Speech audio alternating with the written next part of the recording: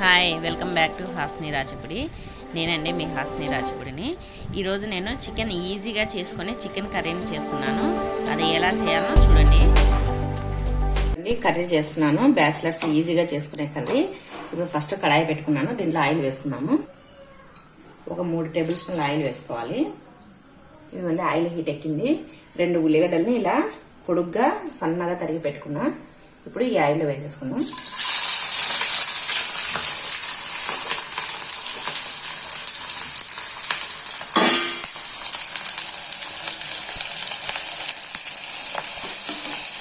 ఇది golden brown colour, బాగా బిర్యానీకి మనం వేయించుకుంటాం కదా ఆనియన్స్, అలా రావాలి, గోల్డ్ కలర్లో రావాలి.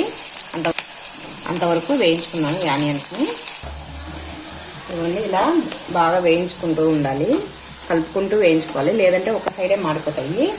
ఎవరైనా నా ఛానల్ ఫస్ట్ టైం చూస్తున్నట్టయితే ప్లీజ్ సబ్స్క్రైబ్ చేసుకోండి, మంచి మంచి వీడియోలు పెట్టుకుంటాము. చూడండి ఆనియన్స్ వేగుతున్నాయి కదా, ఇంకా బాగా గోల్డ్ కలర్ రావాలి. ఇవన్నీ ఇలా గోల్డ్ కలర్ రావాలి. ఇప్పుడు దీంట్లో 1 టేబుల్ స్పూన్ అల్లం వెల్లుల్లి పేస్ట్ వేసుకున్నాము. అల్లం వెల్లుల్లి పేస్ట్ వేసుకొని ఈ ఆనియన్స్లో బాగా పచ్చివాసన పోయేంత వరకు వేయించుకోవాలి. ఇవన్నీ ఆనియన్స్ ఇలా గోల్డ్ కలర్ రావాలి. ఇది బ్యాచిలర్స్ చాలా ఈజీగా చేసుకోవచ్చు అండి. రూమ్లలో ఉండేవాళ్ళు, ఎంప్లాయీస్, బ్యాచిలర్స్ ఉంటారు కదా రూమ్లలో, అలాంటి వాళ్ళు ఈ కర్రీని, ఎందుకంటే ఉప్పు కారం పసుపు ఎలాగో ఉంటుంది కదా, సింపుల్గా చేసుకోవచ్చు ఎక్కువ ఇంగ్రీడియంట్స్ లేకుండా. అందుకోసం ఈ కర్రీని ఖచ్చితంగా ట్రై చేయండి. ఇవన్నీ అల్లం వెల్లుల్లి పేస్ట్ కూడా బాగా వేగింది. ఇప్పుడు దీంట్లో ఒక 2 టమాటాలు, ఒక 3 పచ్చిమిరపకాయలు వేసుకున్నాను. ఇవన్నీ తరిగి పెట్టుకున్నా, ఇవి దీంట్లోనే వేసుకోవాలి.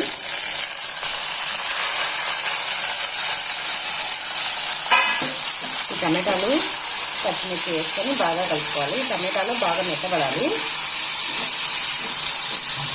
ఇవన్నీ ఈ టమాటాలు మెత్తబడాలి. దీన్ని ఇప్పుడు మీడియం ఫ్లేమ్లో పెట్టుకొని మూత పెట్టేస్తున్నాను. ఇవి మెత్తబడడానికి ఒక 5 నిమిషాలు పడుతుంది. ఆ లోపు మనము చికెన్ ముందుగా, ఇదిగోండి చికెన్ నీట్గా శుభ్రంగా కడిగి 1/2 కేజీ చికెన్ తీసుకున్నాను. ఇది టమాటాలు మెత్తబడిన తర్వాత దానిలోకి వేసేద్దాం. ఇదిగోండి 5 మినిట్స్ తర్వాత మూత తీసేస్తే ఇదిగోండి టమాటాలు మగ్గుతున్నాయి బాగా. చూడండి ఆయిల్ అంతా పైకి వచ్చేసింది కదా, అంటే టమాటాలు మగ్గినాయని. ఇప్పుడు దీంట్లో కొద్దిగా పసుపు వేసుకున్నాము. ఇదిగోండి దీంట్లో 1/2 టేబుల్ స్పూన్ పసుపు వేసుకున్నాను. ఇదిగోండి 1 టేబుల్ స్పూన్ ఉప్పు పసుపు వేసుకొని బాగా కలుపుకోవాలి. ఒకసారి మసాలానంతా ఈ టమాటా ఆనియన్స్ ఇదంతా బాగా కలుపుకొని ఇప్పుడు దీంట్లోనే కడిగి పెట్టుకున్న ఈ చికెన్ ముక్కలు వేసేద్దాము.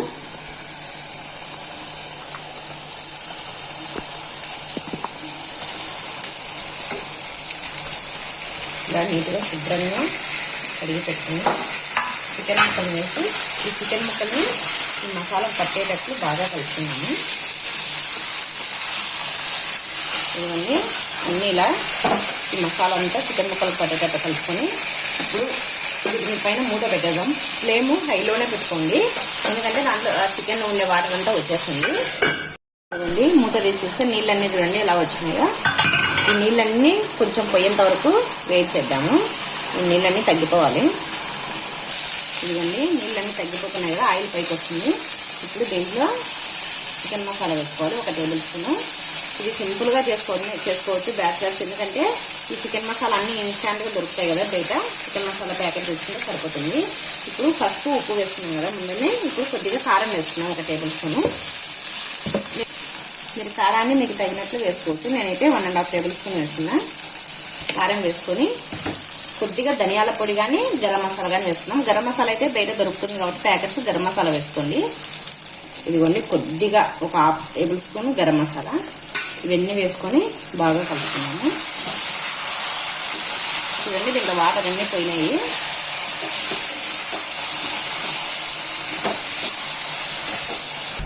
ఇదిగోండి కారము, గరం మసాలా, ధనియాల పొడి వేసుకొని ఇలా బాగా కలుపుకొని దీన్ని ఒక 5 నిమిషాలు సిమ్లో పెట్టేసి మగ్గనిద్దాము. ఈ ముక్కలకంతా ఈ మసాలాలు కారం అన్నీ బాగా పడతాయి. ఎంటమ్మడే నీళ్ళు పోసుకోకూడదు, ఎందుకంటే ఆ నీళ్ళతో పాటు కారం అన్నీ వచ్చేస్తుంది, ముక్కలు తెల్లగా చప్పగా ఉంటాయి. అందుకోసమని ఒక 5 మినిట్స్ సిమ్లో పెట్టేసి మగ్గనిద్దాము. ఇదిగోండి 5 నిమిషాల తర్వాత మూత తీసేస్తే ఇదిగోండి చికెన్ ఇలా ఆయిల్ పైకి వెళ్ళింది. ఈ ఉప్పు కారం అంతా బాగా పట్టేసింది ముక్కలకి. ఇప్పుడు దీంట్లో మనకు గ్రేవీకి కావాల్సినంత వాటర్ పోసుకున్నాము.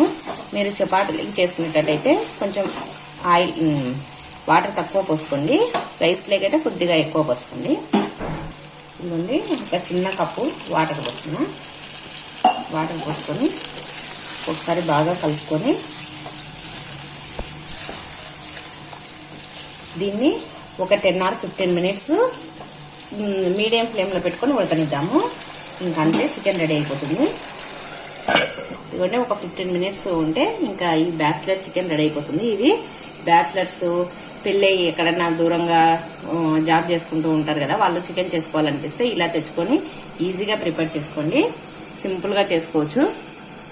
ఇదిగోండి 10 minutes తర్వాత మూత తీసి ఒకసారి కలుపుకున్నాము. చూడండి బాగా ఉడుకుతుంది కదా చికెన్. చూడండి ఆయిల్ అంతా పైకి వచ్చేసింది. ఇంకా ఒక 5 minutes ఉడికి చేసుకున్నాను. ఇదిగోండి మరొక 5 నిమిషాల తర్వాత మూత తీసి చూస్తే ఇదిగోండి చికెన్ బాగా ఉడికి ఆయిల్ అంతా పైకి వచ్చేసింది కదా, ఇంకా చికెన్ రెడీ అయిపోయింది. ఇప్పుడు పైన కొత్తిమీర చల్లుకున్నాము. ఇదిగోండి పైన కొత్తిమీర చల్లుకున్నాము. ఇంకా అంతే రెడీ అయిపోయింది. కొత్తిమీర చల్లుకొని ఒకసారి కలుపుకొని సర్వింగ్ ప్లేట్లోకి తీసుకున్నాము. ఇదిగోండి ఇప్పుడు సర్వింగ్ ప్లేట్లోకి తీసుకున్నాము ఈ చికెన్ని. ఈ బ్యాచిలర్ చికెన్ని ఎంతో ఈజీగా చేసుకోవచ్చు బ్యాచిలర్స్. అందుకోసమని ఈ చికెన్ని తయారు చేసి చూపిస్తున్నా. వేడివేడిగా ఈ బ్యాచిలర్ చికెన్ కర్రీ రెడీ అయిపోయింది. సింపుల్ గా తక్కువ ఇంగ్రీడియంట్స్ ఇలా చాలా టేస్టీగా చేసుకోవచ్చు అండి. ఇది చపాతీలోకి, రైస్లోకి, వేట్లకైనా బాగుంటుంది. ఈ చికెన్ ని మీరు కూడా ఖచ్చితంగా తయారు చేసుకోండి. మీకు ఈ వీడియో నచ్చిందే? ఈ వీడియో నచ్చితే ప్లీజ్ లైక్ చేయండి, షేర్ చేయండి, సబ్స్క్రైబ్ చేయండి. పక్కనే ఉన్న బెల్ ఐకాన్ని క్లిక్ చేయండి. క్లిక్ చేయకపోతే నేను పెట్టే వీడియోలు మీకు రావు. అందుకోసమని ఖచ్చితంగా సబ్స్క్రైబ్ చేసుకోండి. Thank you. ఈ వీడియో చూసినందుకు thank you for watching. Bye.